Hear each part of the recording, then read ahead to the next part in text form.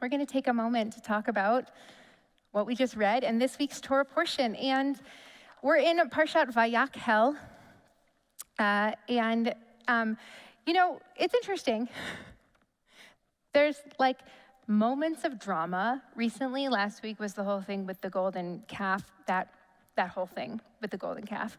And that was a dramatic moment in the Torah that certainly is a part of the ups and downs of this part of our reading, where we get laws and instructions and laws and instructions, and then something happens, and usually somebody dies, and then we get more laws and instructions and laws and instructions, and it just goes on and on like that for a while, this sort of narrative that is interspersed. It's instruction that's interspersed with moments of narrative. And in this parsha, what happens is that Moses assembles all of the people of Israel. It says, Vayakhel Moshe et kol adat b'nei Yisrael. Vayakhel comes from kihila, which means community. God communifies the people. I made that up. That's not a word. God makes the community. He assembles them all and gives them some instructions about Shabbat, and then goes back to the instructions about the creation of the Mishkan, the tabernacle, for the rest of the Parsha. There are, in this Parsha, 122 verses of instructions and details that tell us about the dolphin skins and what color and how many cubits and all of the details, the minutia of what it means to build this sanctuary. In fact, it's not just this parsha. As you well know, we've been doing this for a while now, and we're going to do it some more next week. These instructions about building the sanctuary, there are 400 verses in total in the Torah that give instructions about building this sanctuary, the Mishkan, the tabernacle. 400 verses. The Torah is actually not that long. So 400 verses is a lot. If you can think back to some of the fundamental pieces of our tradition, like, creation, let me tell you what there's not: 400 verses. So why? Why do we need them? Why do we need so many details and instructions and minutia? Even if they got it, why is it included in the Torah? And I'll tell you, it's a big project, the building of the Mishkan. It's a really big project, what they're doing. And it might feel like it's bigger than one can handle. It's too big to manage. Because don't forget, they were just slaves. And then they had this traumatic exodus from Egypt, and they're wandering in the desert, and all of a sudden they have to build this thing with all of these crazy instructions.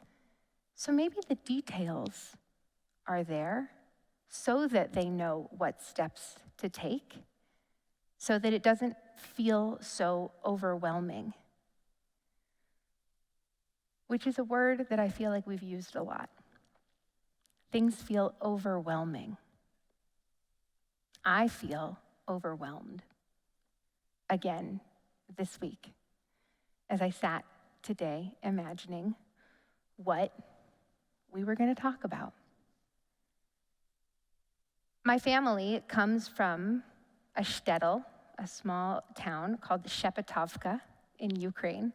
My great-grandfather, Israel Chasen, left my great-grandmother, Rebecca, in the shtetl in July of 1913, when there were pogroms and attacks happening everywhere. And he went to America to find them a new life, to make them a new life.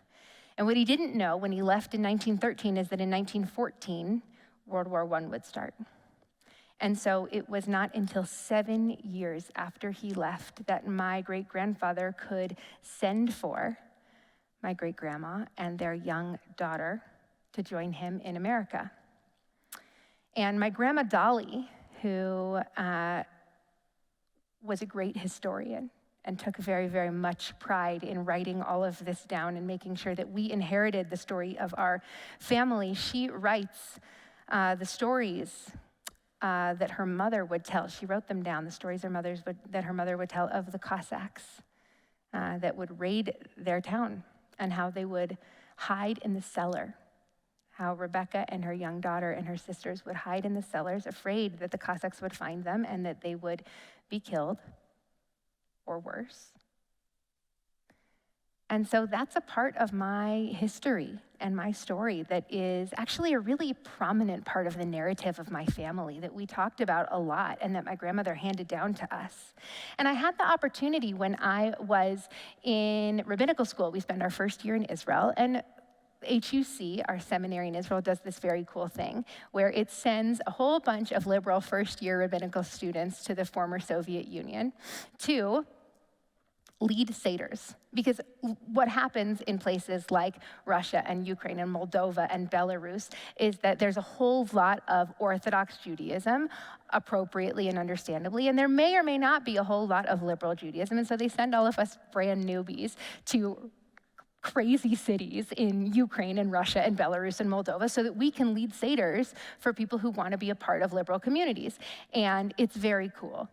It was an incredible experience. I got to go to two places, one called Lutsk and one called Lviv. And you may have heard of Lviv recently. And while I was on this trip, we had a tour guide who was with us the entire time, like the entire duration of Passover, that I was in these cities leading seders and meeting people. Her name was Natasha. And I'll tell you, it was cool for a lot of reasons, but one of the reasons that this was so special is because if you look at the map of Ukraine, Lviv and Lutsk are about, a couple of hours apart from each other, and sort of right in a triangle is Shepatovka, which is where I'm from. Same region, like western-ish Ukraine. And I didn't realize how impactful that moment would be until at a Seder, I had chicken soup. And it was exactly the same as my grandma's chicken soup. Everything else was different. I don't speak Russian or Ukrainian. There were all kinds of things, including like horseradish infused vodka, which was a wild addition to my Passover experience. However, the chicken soup, exactly the same, because those are my ancestors. Those are my people. That's where I came from. They're 2 hours away from a place that no longer has a Jewish community, but where my family lived. And now our attention is turned back to that region, to Ukraine, to Russia. And so in case you are lucky enough to not be following along in the news, here's what's happening. Since yesterday, Russian forces launched a wide-ranging assault on Ukraine following an order from the Russian President Vladimir Putin for a special military operation. He is calling for the demilitarization of what he egregiously claims is a neo-Nazi Ukrainian government. The president of Ukraine is a Jew. Something like 150 Ukrainians have died since this started. 1,700 protesting Russians in Russia have been arrested. The West is imposing sanctions all over the place. Jews are evacuating. They are on the move. Social media makes this wild because we know what's happening. We're not waiting for information to arrive here, by telegram. We're watching it happen on live video on Facebook. There are buses that are driving through the night tonight full of Orthodox Jews who observe Shabbat, who are afraid to stop, who would never get on a bus on Shabbat, who are afraid to stop hauling for the border to Moldova, hoping that they're gonna get there. Citing, just like we have in the last 2 years, that there are some things that just don't matter when it comes to pikuach nefesh, the saving of a life. The bus is irrelevant. They do anything. And they're not convinced that if they don't leave, that they'll make it.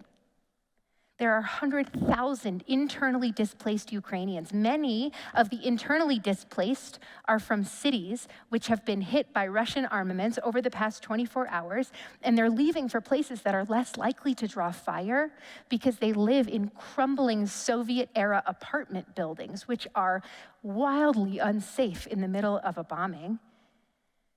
And at about 4 p.m. Denver time today, Russia vetoed the US-backed UN Security Council resolution that condemned Moscow's invasion of Ukraine. Overwhelming, indeed. So about 2 hours ago, I was forwarded an email by a colleague who got this email from people he knows. And he asked me not to share any more than that, but he wanted me to see it in case I wanted to talk about it, because he knew I was talking tonight about the situation. Because it's not safe for any more of the details of this person's identity to be shared, because this is coming from a non-Jewish Russian who works in a global corporation. And he sent this email to all of the people in the company, and this is how it ended up with me, and here's what it said. I am overwhelmed with bewilderment and guilt and remorse. I feel responsibility as a citizen of Russia. I feel that every Russian citizen should as well. It's our government, it's our army, and we can't just distance ourselves from it. And yet, he says, I feel powerless to stop what's going on. He writes, unfortunately, Putin's Russia today is not a country of freedom where everyone can express their feelings or even elect their government. We do not have free and fair elections, and even the act of protesting is dangerous. Police beat and arrest and sentence people to prison for only speaking out against the government. He says a year ago, he joined such a protest. And he writes, after my wife registered with one of the opposition groups, the police came to our home and they threatened us. The courts are corrupt. Fair trials don't exist. Young people are imprisoned for posting dissident messages on social media. He said, I wish the streets were full of massive anti-war protests right now. Some brave people, including friends of mine, actually gathered on the streets yesterday to protest, but that was quickly suppressed by police. 1,700 people were arrested. Some were sent to prison. And he wrote this to his full company. When you see me working on my company's business and not rising up against my government, I ask you not to see it as a lack of support for my friends and my colleagues and their country. Shame, anger, and powerlessness are the three words I've heard the most within my circles in social media, from friends, from family, yesterday and today.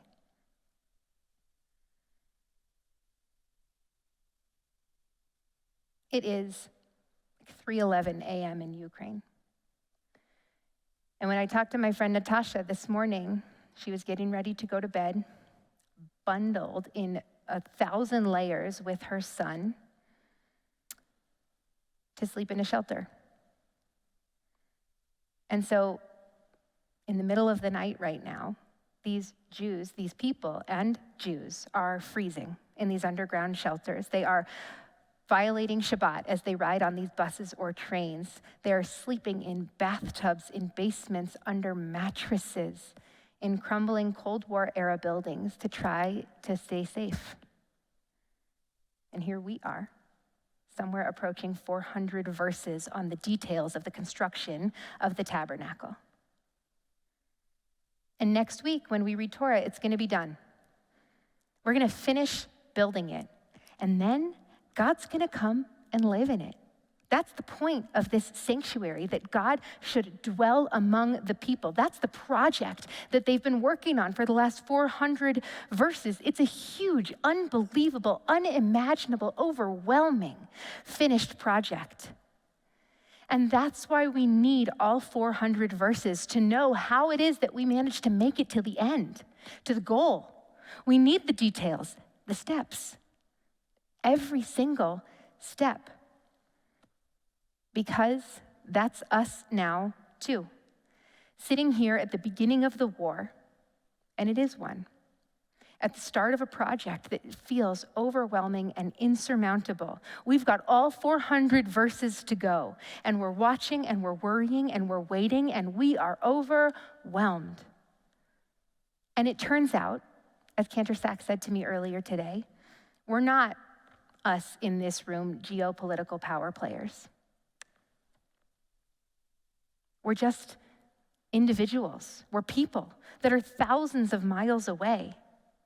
We can't change the fact that a war just started. We can't stop it.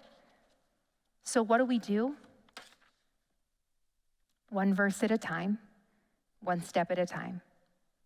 Here are a couple of things that we can do today as we're at the beginning of the journey. The first thing is donate.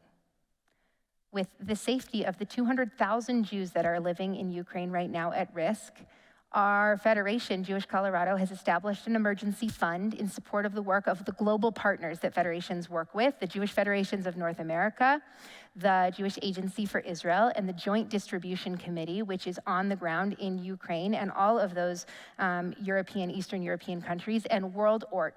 They're all coordinating efforts to respond. 100% of proceeds, as always, go directly to supporting the people that are on the ground living there. And Jewish Colorado wrote in their email to us today, whenever and wherever one Jew is threatened, we are all threatened.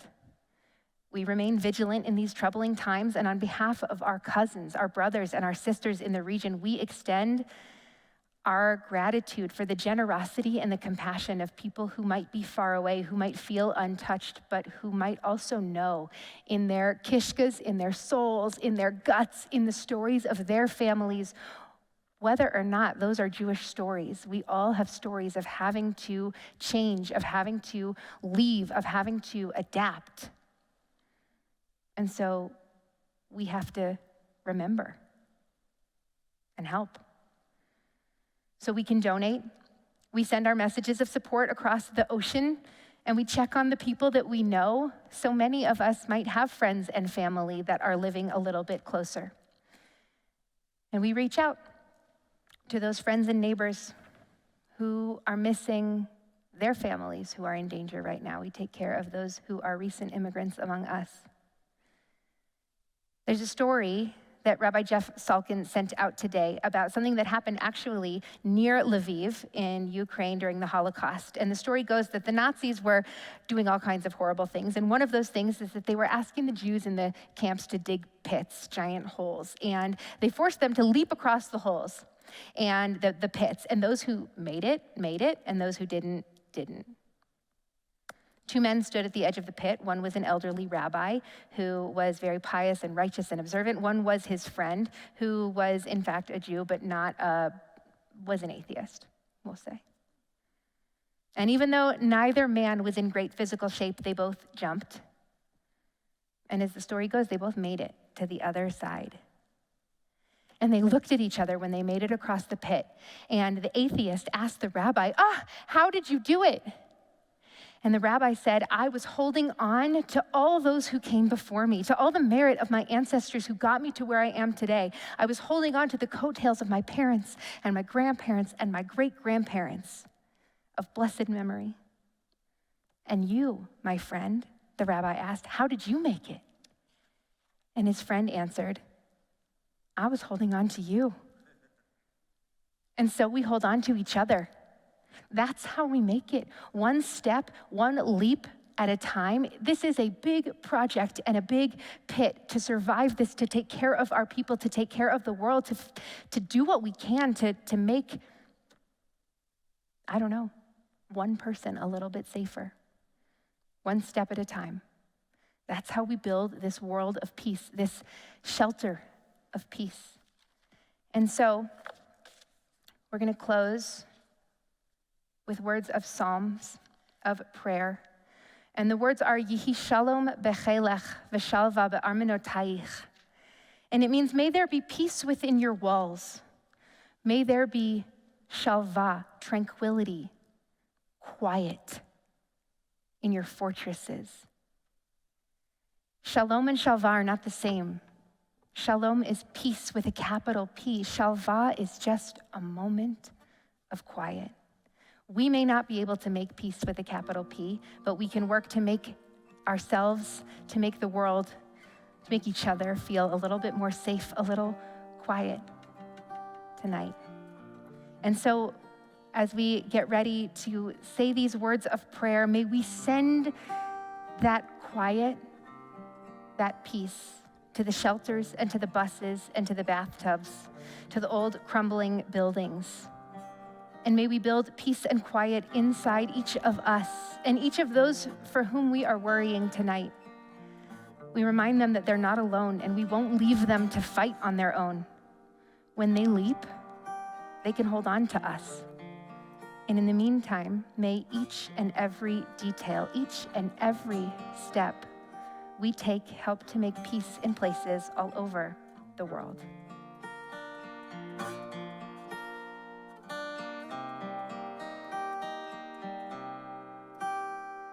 Yehi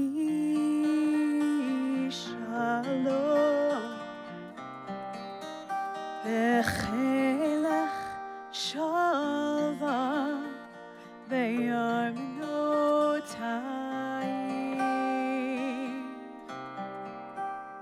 Yehi shalom v'chelech shalva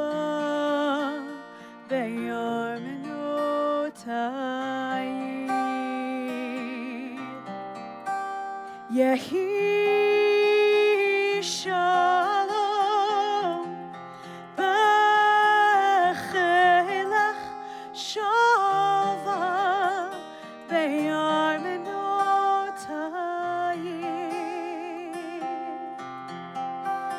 Yehi shalom v'chelech shalva v'yarmenotai